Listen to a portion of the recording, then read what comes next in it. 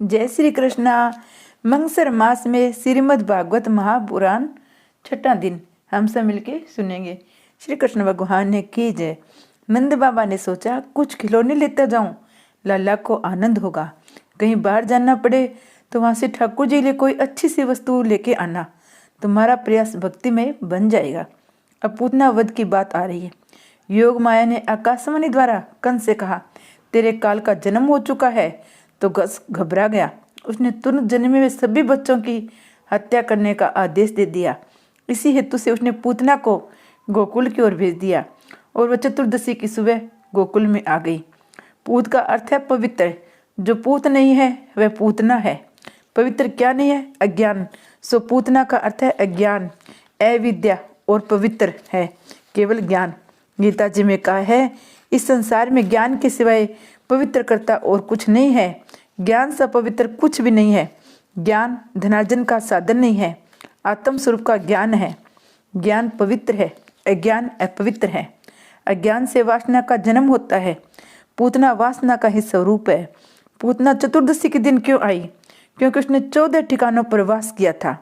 अविद्या, वासना और 14 स्थानों में बसती है। 5 ज्ञानेंद्रियां, 5 कर्मेंद्रियां, मन, बुद्धि, चित्त और अहंकार, ये 14 स्थान है। वासना अविद्या पूतना के बसने के इसी कारण से वह चतुर्दशी के दिन आई। रामायण में भी हमने देखा है कि कैकेयी ने राम के लिए 14 वर्ष के वनवास की मांग की थी। इसका भी यही कारण है। उन 14 स्थानों में बसे हुए रावण को मारने के लिए 14 वर्ष की तपस्या की आवश्यकता थी। भगवान को नीति और धर्म के मना करने पर भी यदि आंखें पर के पीछे भागे तो मान लो अपनी आंखों में पूतना आ बसी है। स्त्री को स्त्री रूप में नहीं, ब्रह्म रूप में देखो। आंखों में से होता हुआ पाप मन में दाखिल हो जाता है। आंखों में पूतना होगी तो काम मन में भी बसेगा। जगत के किसी भी व्यक्ति को भगवत भाव से देखने में कोई बुराई नहीं है, बल्कि अच्छाई है। किंतु किसी भी व्यक्ति को सांसारिक काम भाव से देखोगे तो समझ लेना कि मन में पूतना आ बसी है। धर्म और नीति जिस खाद्य पदार्थ को बाहर करने की मना करे वही खाने की इच्छा होने लगे तो मान लो तुम्हारी जीभ में पूतना बसी है। विबस और अतिशय कामुक बातों को सुनने की इच्छा हुई तो मान लो पूतना कानों पर सवार हो गई है। पूतना हरेक इंद्रियों में बसी हुई है जो भूसताती रहती है। सभी इंद्रियों के द्वार बंद कर दो कि जिससे पूतना अंदर प्रविष्ट हो न सके। पूतना सज धज कर सुंदरी का रूप लेकर गोकुल में आई। 3 वर्ष की आयु तक बालक शिशु कहा जाता है। इस शिशु को मारने के लिए पूतना आई है। प्रश्न यह है, पूतना किस शिशु को क्यों मारती है? शिशु वह के आगे की व्यवस्था वाले बालकों को क्यों नहीं मारती है? जीवन की 4 अवस्थाएं हैं, जागृति, स्वप्न, सुषुप्ति और तुरंग। जागृत अवस्था में पूतना आंखों पर सवार हो जाती है। आंखों की चंचलता मन की चंचलता होती है। इस प्रकार जागृति, स्वप्न और सुषुप्ति, इन तीनों अवस्था में अज्ञान आता है। अर्थात पूतना 3 वर्ष तक के शिशु को ही मारती है। इन 3 अवस्थाओं को छोड़कर तुरंगावस्था में जीव को संबंध ब्रह्मा से होता है, तब पूतना सता नहीं सकती। जो व्यक्ति तुरंग अवस्था में प्रभु के साथ एक हो जाता है उसे पूतना अज्ञान मार नहीं सकता। पूतना 3 वर्ष के अंदर के बालक को मारती है। इस बात का अर्थ यह भी है कि जो सत्व, रज और तम इन तीनों गुणों में फंसा हुआ है उसे वह मारती है। माया त्रिगुणात्मक है। माया में फंसे व्यक्ति को पूतना मारती है। संसार के मोह जाल में फंसे हुए सभी जन बालक ही तो है, शिशु है। इनको पूतना अज्ञान मारता है। किंतु सांसारिक मोह का त्याग करके जो ईश्वर के निर्गुण स्वरूप में लीन हो गया है, गुणातीत हो गया, उसे पूतना मार नहीं सकती। गुणातीत अर्थात प्रकृति से प्रेरणने वाले व्यक्ति का पूतना कुछ भी बिगाड़ नहीं सकती। जब पूतना आई उसमें गोकुल की गायें वन में चरने गई थी। नंद जी मथुरा गए हुए थे। इस घटना की सूचितार्थ क्या है? गायों का वनगमन अर्थात इंद्रियों का विषय वन में गमन। इंद्रियां इस विषय वन में घूम रही होगी तो पूतना वासना मन में आधमकेगी, अज्ञान मन पे सवार हो जाएगा।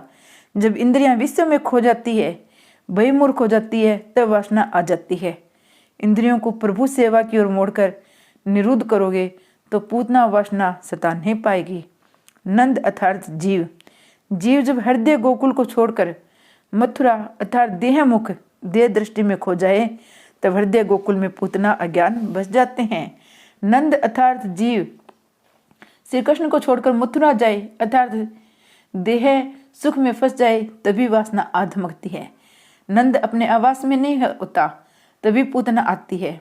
पवित्र शरीर मथुरा में पुण्यशाली हृदय ही गोकुल है। नंद जीवात्मा है। नंद बाबा जीवात्मा परमात्मा परमानंद श्री कृष्ण में मुख वे कंस से मिलने जाए और गाय वन की ओर दौड़ जाए तभी पूतना आ जाती है। पूतना श्रृंगार करके आई है।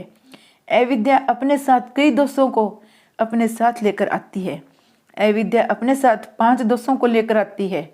वे 5 दोष है देहाध्यास, इंद्रियाध्यास, प्राणाध्यास, अंतकरण ध्यास, स्वरूप स्मृति। पूतना का स्वरूप देखकर यशोदा आदि धोखे में खा गए। पूतना की वेणी देखकर देहाध्यास हुआ, रूप देखकर इंद्रियाध्यास हुआ, अतः स्वरूप की विस्मृति हो गई। फलतः उसको किसी ने नहीं रोका, वह सीधी नंद बाबा के घर में घुस गई। पूतना को देखते ही कन्हैया ने आंखें मूंद ली। पूतना ने उसको अपने गोद में ले लिया। पूतना ऊपर से तो बड़ा अच्छा व्यवहार कर रही थी, किंतु उसके हृदय में कुटिलता का विष भरा हुआ था। पूतना से अपने स्तनों पर विष लगाया था। संसार सुख का उपभोग करने के लिए मनुष्य को अपनी आत्मा पर वासना का विष लगा लेता है।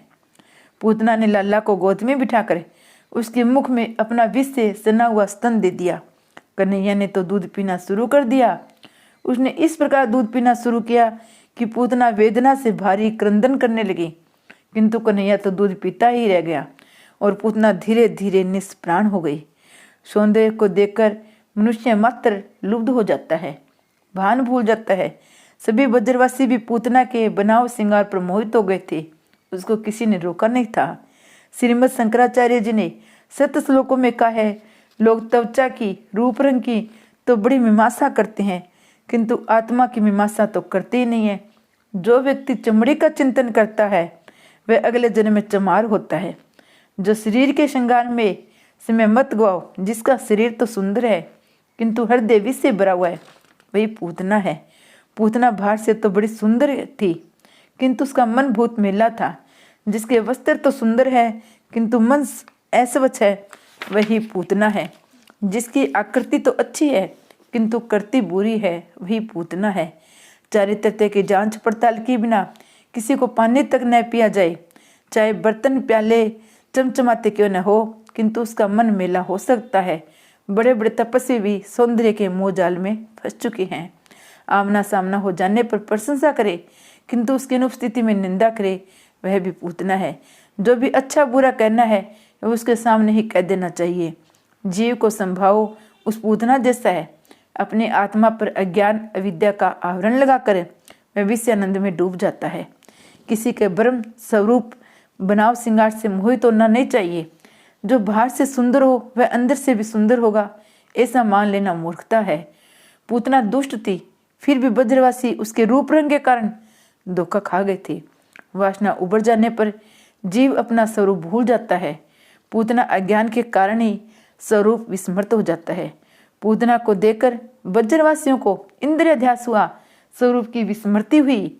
वासना पूतना का विनाश होने पर भी कृष्ण मिलन हो पाता है। सो मानो श्री कृष्ण वाराना रूप पूतना को मारकर शकुन करते हैं। मनुष्य वासना का दास है, अतः उसका पतन होता है। वासना रूपी पूतना से कभी आंखें न मिलाना। आंखों को ईश्वर से ही लगाए रहोगे तो वासना तुम्हारे हृदय में कभी भी न आ पाएगी। पूतना की को किसी ने न रोका, सो वह अंदर आ गई। जब वह अंदर आ गई तो कन्हैया ने आंखें मूंद ली। साधारणतः पूतना आंखों के द्वारा ही मन में घुस जाती है, फिर निकलने का नाम नहीं लेती है। आंख बिगड़ी नहीं, मन भी बिगड़ जाएगा, सो आंखों को हमेशा बचाए रखना।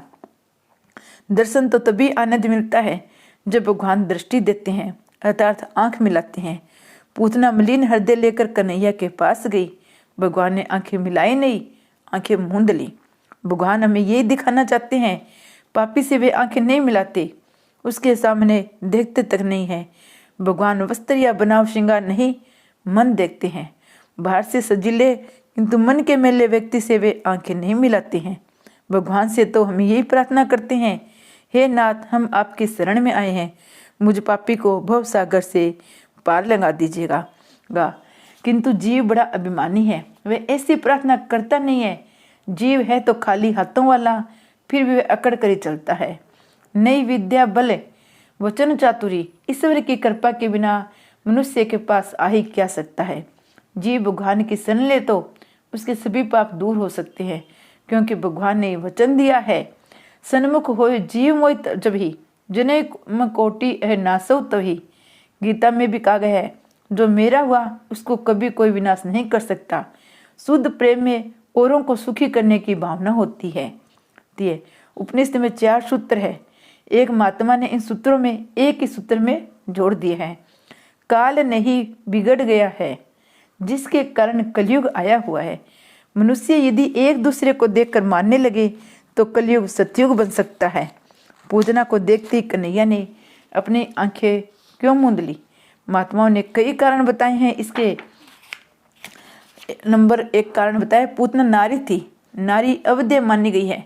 पूतना को देखकर भगवान सोचते हैं इसे मारना तो पड़ेगा। स्त्री की हत्या करते हुए उन्हें संकोच हो रहा था। उन्होंने आंखें मूंद ली। सामने कोई पुरुष हो, वीरता दिखानी हो तो बात और है, किंतु किसी स्त्री को मारने में कौन सी वीरता है। नंबर 2 बताते हैं, एक महात्मा को वह कारण जचता नहीं है। वे कहते हैं पूतना नारी तो थी, किंतु वह राक्षसी थी। उसने कई बच्चों की हत्या की थी। यहाँ भी कन्हैया की हत्या के लिए आई थी। भगवान ने आंखें मूंदने का कारण कुछ और ही है। उनकी आंखों में वैराग्य है। उन्होंने सोचा यदि वे पूतना से आंखें मिलाएंगे तो उसको ज्ञान प्राप्त हो जाएगा। वह जान जाएगी ये तो ईश्वर है। मेरे ईश्वर तक उसे ज्ञान हो जाने पर जो लीला करना चाहता हूँ वह कर नहीं पाएगा। ऐश्वर्य का ज्ञान लीला में बांधा रूप है। यदि पूतना जान गई कि यह तो ईश्वर है तो वह दूध नहीं पिलाएगी। कृपा करते हुए भगवान यदि किसी से आंखें मिला दे तो उसे ज्ञान प्राप्त हो जाता है। भगवान अर्जुन से कहा था, अर्जुन मैं जिस पर कृपा करता हूँ उसे मेरे स्वरूप का ज्ञान हो जाता है। यदि मैं पूतना पर दृष्टि करूँगा तो उसे ज्ञान हो जाएगा। ये कोई सामान्य बालक नहीं, काल के भी काल है। उसे ऐसा ज्ञान हो जाने पर लीला नहीं कर पाऊंगा। ये मुझ सामान्य बालक की मानकर मारने आई है। उसे अपने वास्तविक स्वरूप का ज्ञान कराना ठीक नहीं है। इस तरह पूतना को अज्ञानी रहने दीजिए। भगवान ने अपनी आंखें बंद कर ली थी। नंबर 3 बताते हैं, एक महात्मा कहते हैं ये कारण भी ठीक है।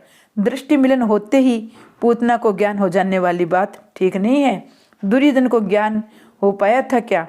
पूतना विष लेकर आई तो लाल आंखें मूंद कर सोचने लगा किसे गोलोक में भेजूं या बैकुंठ में। नंबर 4 महात्मा बताते हैं, तो एक महात्मा दूसरा कारण बताते हैं। अपने किसी न किसी पुण्य के बिना कोई भी जीव ईश्वर के समीप जा नहीं सकता। भगवान आंखें मूंद कर यही देखने लगे कि इस पूतना ने किसी भी जन्म में कोई पुण्य किया या नहीं। जिसके साथ बहुत सा प्रेम किया जाए वह ये संभव है। किसी छोटे से कारण से बेर मोल ले ये ठीक नहीं है। इसी प्रकार एक महात्मा और बताते हैं, कन्हैया सोच रहा था कि उसने तो माना था कि गोकुल के लोग उसे माखन मिश्री खिलाएंगे, किंतु यहाँ तो लोग माखन मिश्री खिलाने के बदले विष पिलाना चाहते हैं। डर के मारे उसने आंखें बंद कर ली। श्री कृष्ण भगवान ने की